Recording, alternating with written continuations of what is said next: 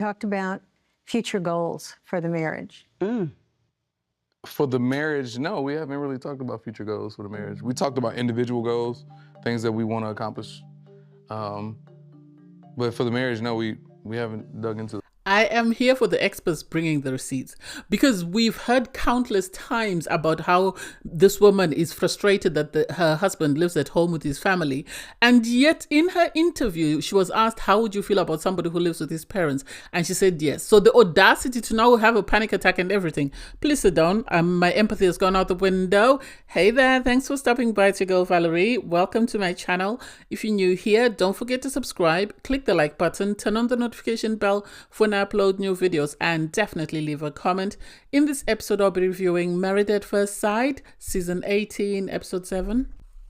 Hi guys. Oh, I forgot to say sorry for the late upload. I've just been busy with life. Okay, so we start off with Camille and Thomas. They are in bed. It's just a morning diary. And so it seems this is the episode where everybody goes to visit their partner's house. They are cute. They're always cute. You know, I like them. They are my favorite couple in this series thus far. So it's going to be interesting to see what their homes look like. Obviously, there was a bit of tension in the sense that Camille was saying she's used to guys with a bit more flavor, and sadly for her, this does not appear to be her husband. He seems to be, totally opposite end of the spectrum of what she's used to dating. But hopefully she'll overcome this and they'll be fine. David is giving a morning diary. His wife is not there, and it's like, what's going on? Are they already fighting again? Because we know they are always butting heads. And he says, he can't wait to go and show his wife his house. We know his wife is not happy with the fact that he lives with his parents, so I hope she lives in a castle. You have MMM and Ikechi. They are having a morning after debrief. Well, the thing is, they're talking about which side of the bed do you like to sleep on. And it's like, I would have thought they would have discussed this before they went into bed. Anyway, you have Ikechi saying, she slept in the middle of the bed. He was barely on the bed. And it's like, well, a lot of people that are in marriages complain about that, or a lot of people that share a bed complain about this. So this is nothing new. You have Madison and Alan. Alan is not happy because on their first night moving in, you had Madison go out with her friends, and then she didn't come home when she was supposed to call him and tell him when she was coming. And she says one of her friends was in crisis mode, so she had to go and be with her friend. And it's like, I don't know. I don't know whether to buy it or not, because it's a bit too early. And for the friend, your friend has just entered a new marriage, and already you are sort of telling her to sort of choose between you and her husband. I don't get it. I think it would have been more considerate had she gone home. You had Alan trying to convince her that it wasn't a big deal because, friends and family are important, but it was a big deal because you moaned about it on camera. So when she sees it, she'll know it was a big deal. And then you have Juan and Carla. They go. It reminded me of Christine. If you've watched that episode, Christine, who was married to that guy, I've forgotten his name. I think they were from New Orleans. The one who lived in the CBD, but she had no fixed abode. That's what it reminded me of. Apparently, with Carla, her lease was coming up, and so she was about to get married. So she decided not to renew, and here she is. And it's like, that's a bit optimistic. That really is a bit optimistic. What happens if the marriage doesn't work in 8 weeks? Or is your goal supposed to be to save on the rent you'd have paid in those 8 weeks? Which is it? I don't know. So they go to her storage and they pick up a couple of things, and it's like, you can see that Juan is side-eyeing her. He is side-eyeing her because he doesn't quite understand what is happening here. And I personally don't understand how, if she knew her things were going to be in storage and she knew that they might need to film it, why didn't she at least tidy it up and make it more sort of presentable aesthetically? I know it's a storage, but still she could have done something to make it a bit more aesthetically pleasing and not make it look like it's just rubbish that she's just dumped in there. So you have Pastor Carl and Dr. Pierre rock up to meet up with David and Michelle, and it's like, this is a waste of their time. This really is a waste of their time. I wish they were coming in to say, do you still want to get married or do you want a divorce?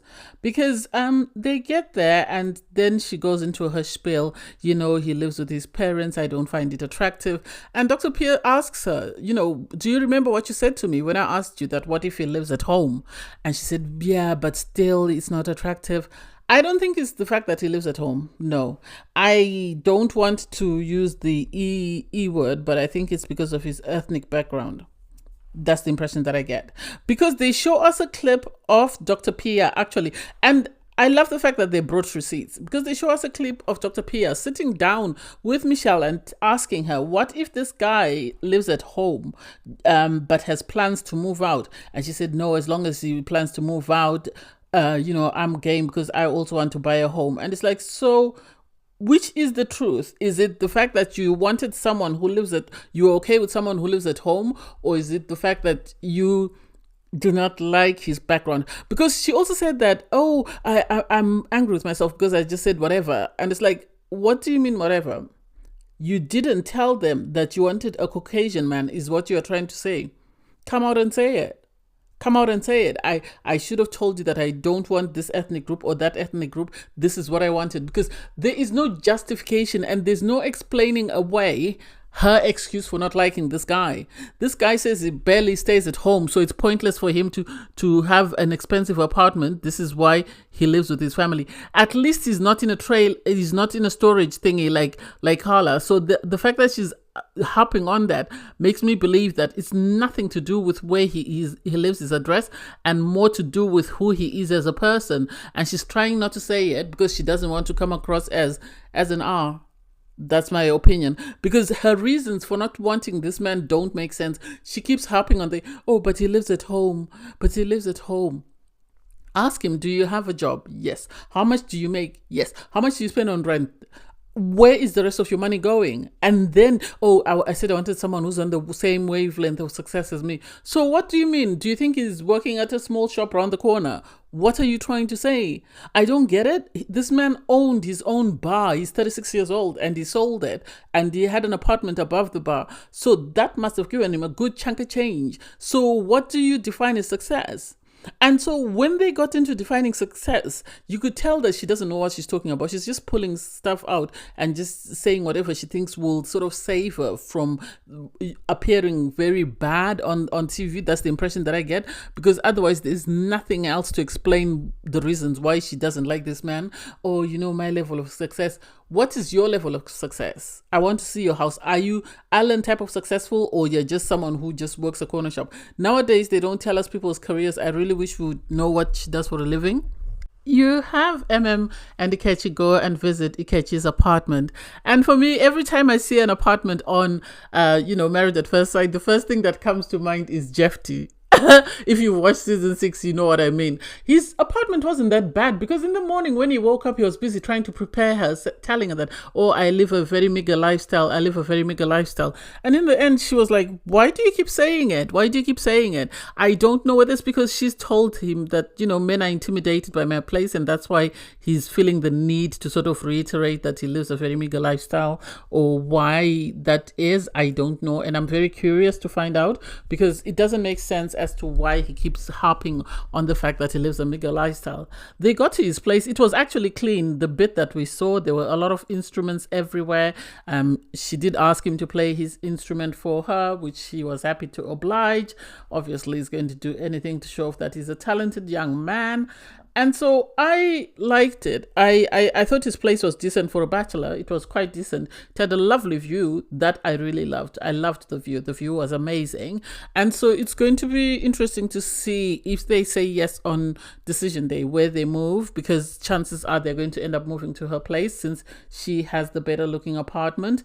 And she was very relaxed. She wasn't judgmental, which I loved, unlike Madame, he's not as accomplished as me. So I hope when they go over to her place, he doesn't feel intimidated, because she's already said guys do feel intimidated by her place where she lives. So I can't wait to see his reaction when he sees how the other half live. You have Camille and Thomas go to his place. I like that it doesn't look over very impressive. Like, it doesn't look too expensive. I like that it's just simple. He lives in a 1-bed flat, and that's all he needs is a bachelor. He doesn't need anything else. He's got pictures of his brother on the fridge, and she was looking around. She started touching stuff, and he had to do his Sheldon Cooper moment and say, "That would bug me if you hadn't put it back," because she made sure she put everything back the way she found it. So she was like, "Oh, I've seen that he's very precise." And then she was sort of looking at his clothes. I don't know whether she expected him to sort of have, like, formal shoes and suits, and that's it. So she found he had some nice, Jordans. He had boxes, but they were neatly packed. One thing about Thomas is he's very tidy, and you can see that he's very meticulous in the sense that everything has to have its own place and everything has to be done a certain way. So that was cute to see, and she appreciated it because she was saying, "Oh, he was 5th place, now he's moved up to 4th," and it's like, Thomas's problem is a problem you can fix. There's the wife effect. She can give him a wifey makeover and he'll be fine. And he looks like he's someone who's accommodating in the sense that if she were to have a conversation, or if she were to ask him nicely or just gently sort of start changing his wardrobe, I don't think he would protest and say, "Oh no, I can't do that," because he seems to really like his wife. His wife seems to really like him, because she was talking about, "I want to see how we'll incorporate our lifestyles when we move in together." And she was looking in his cupboards. There wasn't any like kitchen sets, and it's like, it would have been shocking if you walked in and he had like, plates stacked neatly, all the sets there. You got the soup bowl, you got the side plates, you got the dinner plate. Then you'd be thinking, who else is doing this for him? But the way it was so random, you can tell it's him. Whatever he picks up, amazing. Whatever he doesn't, it is what it is. And so I really like them, and I like the fact that she's not just focusing on the negative, but she's also looking at the positives and looking for how she can fix the things that are deemed to be the negatives. So you have Carla and Juan go to his place, and so there was this guy there, and apparently the guy is living in the house while he's away, and it's like, the guy had to explain what's happening, and this makes me question, is it the guy's house or is it Juan's house? Who does that house belong to? I've got questions. Maybe I'm being skeptical, because it doesn't make sense. If his cousin is going to be there while he's away, why didn't the cousin leave for the day and then come back once filming was finished? Why did he need to be around? You had Carla obviously looking around, trying to make sense of it. And then she sort of said, is there space for my stuff when I move in? And he's like, well, there are things that I want to get rid of, but there are things that I can't get rid of, like his hammock. And she is sort of throwing shade at his stuff. And it's like, I don't think those people that live in glass houses should throw stones, because at the end of the day, you don't have an apartment. You are having to move into his place. So the two of you have to agree. Yes, it's amazing that she's looking after decision day, but still at the end of the day, it's too early for her to say, this is what I want to keep, this is what I want to get rid of, unless the producers have asked them to have that conversation. I like the fact that he said, you'll be moving into my place. So he's happy to get rid of the city. I don't know what else he's happy to get rid of. And this is why I said, had her stuff been packed aesthetically, then you would have seen what's there and seen what you would want to bring into his home and what he wouldn't want to bring into his home. So I can't wait to see that mess. I don't think they'll make it. I really don't, because they seem like two people that are very sort of different ways of lifestyle at the moment. Madison and Alan go to his house. It's actually an amazing looking place. I get what she meant by she expected, little trinkets here, there, and everywhere, and was pleasantly surprised to see that it's actually an amazing house. Alan looks like he's set. He did say he worked very hard because he came from humble beginnings. So he worked very hard to get himself to where he is. And you can actually tell from the look of everything. He said he really did put in some work to get his kitchen remodeled to what he wanted it to be. So I think if Michelle had walked in here, she would have been excited. I think she would have been excited because he has the lifestyle that she wanted from her husband, it seems, because she said she wanted someone who lives on his own, someone who's just as accomplished as she is. Not sure if she's Alan level accomplished, but hey, it is what it is. They did see his fur coat because apparently there was this conversation about his fur coats, but it wasn't. His wardrobe wasn't actually crazy, and she acknowledged that, she was pleasantly surprised, Madison, that his wardrobe wasn't as out there she expected it to be. And it's like, that's that's amazing. At least you're focusing on the positives. It's not just focusing on the negatives. Oh, he doesn't have this, he doesn't have this. So at least she's acknowledging that what he has is very good. And I think if nothing else, if it's someone who's really wanting to get married, Alan is quite a catch, in my opinion. He has his own stuff. He looks like he's, worked hard to get himself to where he is. So if you really are looking for a husband and you want someone who's made and has actually managed to do stuff for himself to get himself to a level where he's in a position to sort of welcome in a wife, look after a wife, then Alan is it. And I hope Madison sees this. The problem is people get so fixated on, physically, aesthetically, he doesn't look like what I'm looking for. And it's like, well, you can change the aesthetics. You can change the aesthetics. You might not be what he's looking for. And I think the person who dropped the ball is David, because David said he's attracted to his wife, even though his wife isn't attracted to her. So I wish people would sort of look outside the physical attraction and see if there's anything else that they could work with, especially if they want to get married. Because I bet you the couples that are happily married now, they didn't get what they wanted aesthetically. I remember Jamie sort of bawling, sort of folding herself into a little ball in the corner on a wedding day and crying and saying, I can't imagine that this is who they set me up. Now she's got 4 kids with him because she looked at the bigger picture. And I hope Madison is big enough to look at the bigger picture. So you have MMM and Ikechi go to her place. Her place looks amazing. Her place looks amazing because just the kitchen area, I think it's enough to sort of fill the square footage of Ikechi's home, let alone the living room, let alone the upstairs. We didn't get to see her bedroom because I don't know why. Maybe they just thought, or maybe she just asked that they not film it. But even the guest room was actually bigger than Ikechi's bedroom. And you could see he was intimidated. And if Michelle's place looks like this, given how much grief she's given that man, then I'll be saying, this is amazing. But if it doesn't, then she needs to take several seats. And surprisingly, the thing is, people with don't always brag. Those without are the ones that are the braggers. And so it's interesting that when, MMM went to Ikechi's house, she humbled herself and she sat down and she didn't criticize any single thing. She talked about how lovely the view was. And had she been hypercritical of his place and would come to hers, and it would look like this, then I would be impressed. But the fact that she was humble enough to sort of humble herself and say, okay, I like it, we can work with this, and then took him to her place and he realized that, actually, I live in nothing compared to what she lives in. So I hope Michelle, given how much grief she's given David, this is what her apartment looks like. I love that MMM was very humble. She didn't brag about anything. Yeah, she did talk about her air fryer, but that was it. And so I hope, Ikechi is man enough to sort of settle up and accept that he is with a successful woman, because apparently previous partners have been intimidated by her apartment. And it's like, well, you have to ask yourself, do you want to get married, or are you sort of more materialistic and after material things? Then if that's the case, then marriage at first sight might not be it. You need to go back to the streets and actually look for what you're looking for. So apparently after the meeting with Pastor Carl and Dr. Pia, you had Michelle go to her place. Surprised? No. Who wants to pretend to be surprised? I don't want to pretend. I don't want to waste my time. Apparently she went and she, spent the night at her own place because she needed time to regroup. And it's like, seriously, you needed to regroup about what? Make it make sense. Make it make sense. You are really not in this marriage. You're just a guest who's coming and visiting and going. Be honest. It's okay. People will accept you for who you are instead of you pretending that you really are here to make this marriage work. She came with a list of things that she wants them to try out. And it's like, I understand you want to try out stuff with your husband to sort of keep the two of you entertained. But at the same time, what does your husband want to do? It's not just about you.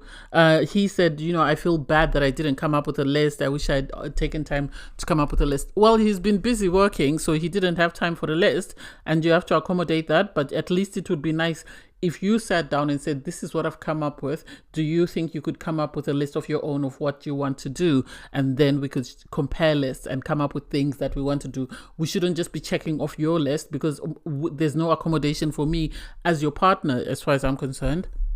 You then have Pastor Carl and Dr. Pepper. The experts are coming in early, which I really love. And I've always advocated for this, that I wish they would have the experts have more sort of exposure to the couples. That way we can try and get more successful couples like we did in the earlier years. And so they sit down with Camille and Thomas. Oh, that was sweet. One thing I like about Camille and Thomas is they're going to give each other constructive feedback, but it's always going to be in a positive light. They will never say or do anything that is malicious that might upset their partner. Pastor Carl reveals that apparently they're both people pleasers, and so they need to make sure that they're not just focusing on pleasing each other, but they're also taking into consideration what they want.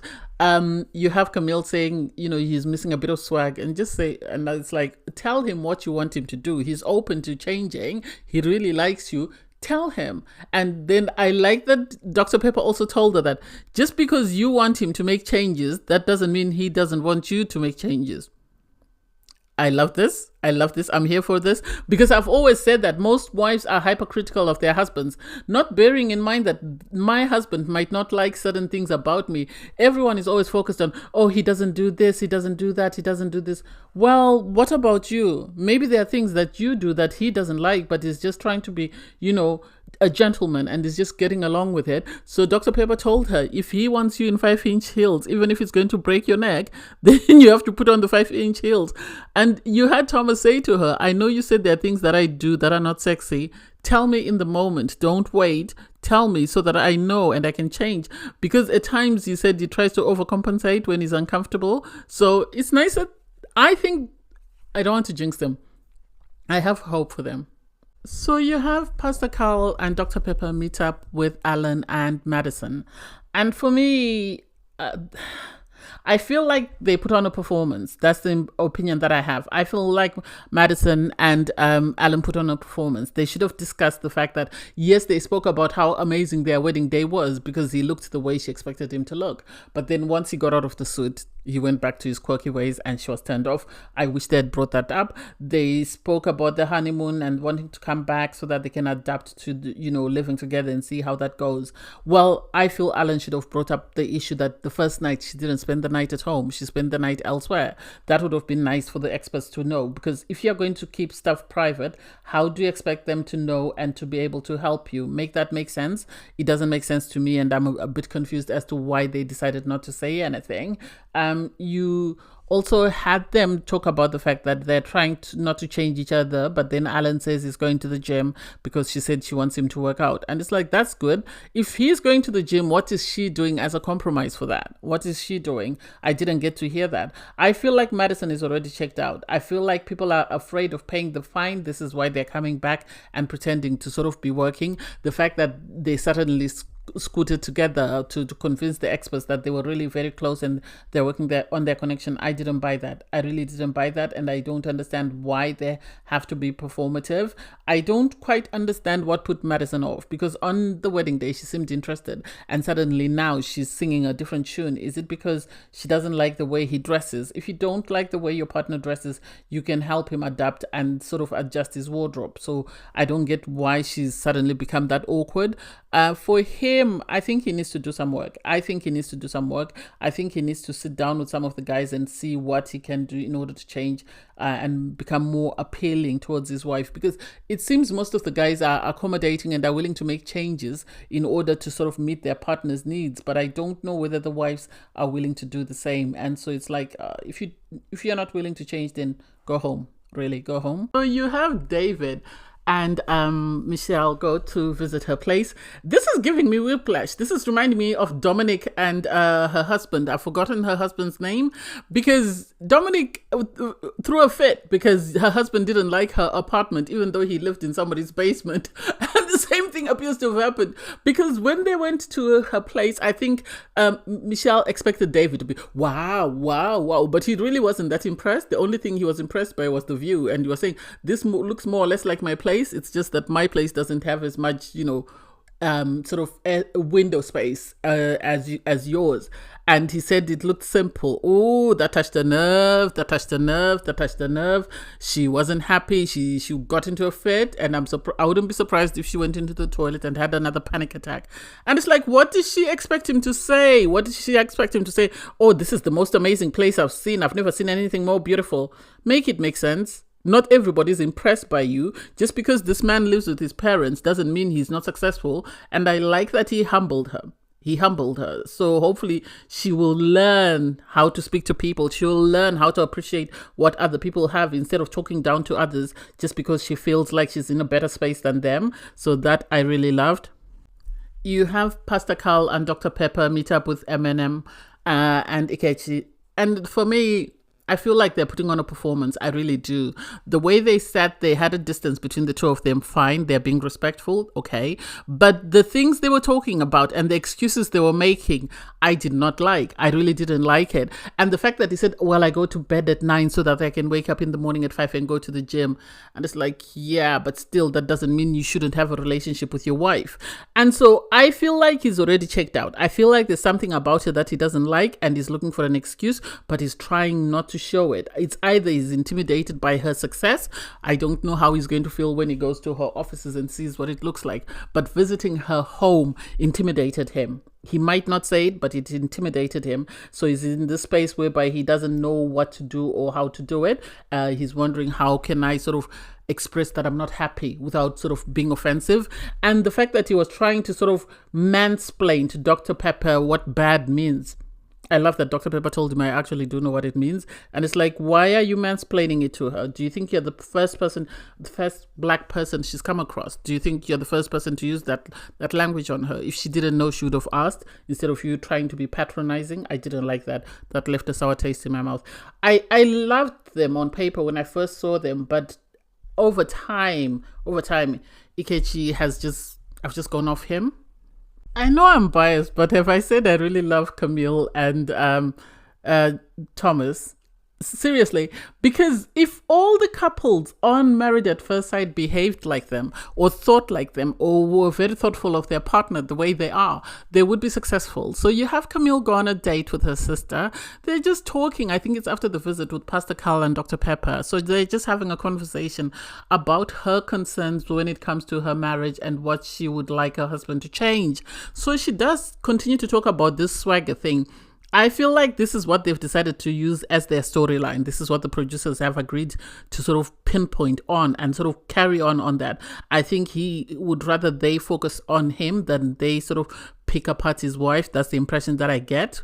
So she's saying, there is concerns in regards to swag, the fact that, even though they're both mixed race, he sort of was brought up mainly in the white side of his family, and so he doesn't have influences or that many influences from the opposite side of the family. So this is something she's worried about because she says it feels like it's interracial dating.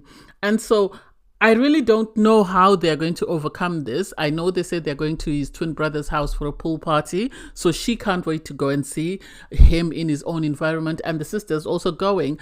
And I love how considerate they were when they were talking about him.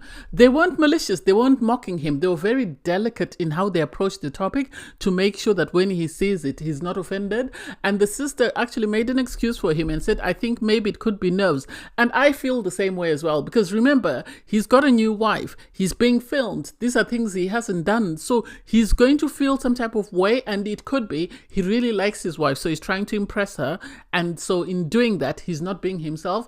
And once the cameras go away and everybody goes away, they will settle down and be happily married. That's the impression that I get. You have David finally take Michelle to his parents' house, and he takes her to his apartment. Obviously, he did say he works a lot, so he's barely home. And so if you're barely home, he's got a sitting area where he can eat his dinners. He's got his bedroom and he's got a kitchen. And so she's picking, he's got a keg in the middle of the room. His parents come and do their laundry down here. Please just say you don't want him and leave this man to have peace, because it's pointless for you to continue to say we're fighting for a marriage when you've checked out. Tell the truth, tell the experts you've checked out, allow this man to go home, do whatever he needs to do, and I bet you his inbox will be full of people wanting to marry him. Some people who are actually willing to live with him at his parents' house and will get the place in order, will move around a couple of things and create room for a living room instead of complaining the way you keep doing. So you have Alan bring his dog, and it's like, I don't know why we started having dogs on the show, because now everybody is bringing their dog, and most of the times it's not successful. I've seen a couple of animals fight on this show. I really wish they would just stop it. I know some people view their pets as their family, so it's sort of a balance, because Alan's dog was all over the place. It was humping everything. It was tearing everything apart. And it had barely been in the apartment. I have to give kudos to Madison, because she was very relaxed. She didn't kick off. I think if that had been Michelle, she'd have thrown a fit, but at least she was accepting. Alan did the cooking. They sat down for a meal. It was really cutesy. I like them together. I wish they would actually focus, and I wish Madison wouldn't sort of focus on the negatives, but would look at the positives and try and build from there. They would be an amazing couple. You then have Juan and Carla meet with the experts, Dr. Pepper and Pastor Carl. They're really busy in this episode, aren't they?